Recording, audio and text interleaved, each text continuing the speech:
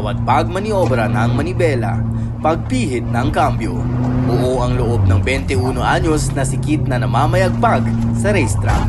Sa murang edad pa lang, hilig na niyang mga sasakyan. Pagtungtong sa legal na edad, sumabak na siya sa iba't ibang patimpalak sa racetrack. Yung hilig ko ng drug diesel parang way back 2026 na parang 2024. Pero nung 2024 parang nanonood lang ako ng mga kumakarera sa Rama. Tapos may mga diesel rin kasi kaming sakyan, so parang doon nagsimula yung parang natitempo ako na parang parimap ko kaya to ganun. Pero nagbuo lang talaga ako recently lang, 2025 lang, around June. Pero lingid sa kalaman ng marami, si Kit mayroon palang iniindang sakit. Sa loob ng 2 dekada, iniinda niya ang sakit na cerebral palsy. Given naman na yun sa akin kasi yung physical condition ko, kitang-kita like, the moment I step out of my car, makikita nyo yung disability ko. So parang, kung may galit ka sa akin, syempre yun, titirahin mo yung bakit. Parang you'll make fun of his condition. Pero, para sa akin kasi wala na yun kasi ganito na ako ever since na pinanganak ako. So, natutunan ko na rin how to live with it, with the criticisms. Ang sabi naman ng doktor, parang yung ano lang niya, yung utak niya ngayon, parang malaki lang yung yung daluyan ng niya. Yung 'di ba sa natin sa utak natin may parang kanal doon na dapat sana parang toothpick lang yung kalaki yung kanal niya.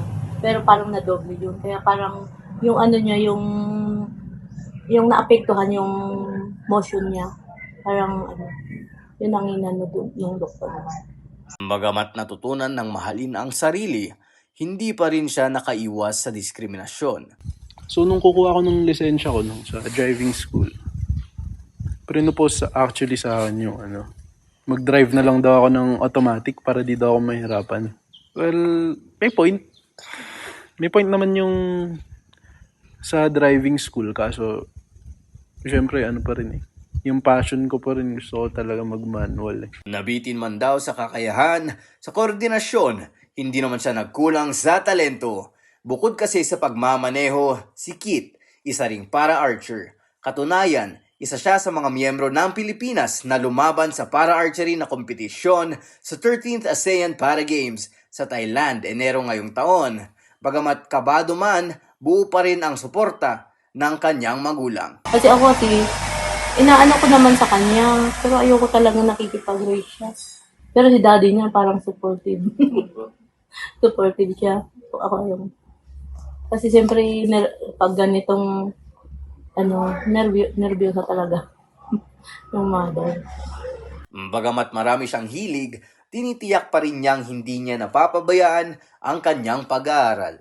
Sa ngayon, bukod sa pag-iensayo bilang para-archer, ay naghahanda na rin ngayon si Kit para sa Pamolina Wind Speedfest 2026 na gaganapin sa ika-20 ng Pebrero sa Lawag City, Ilocos Norte. John Nicer, RNG News.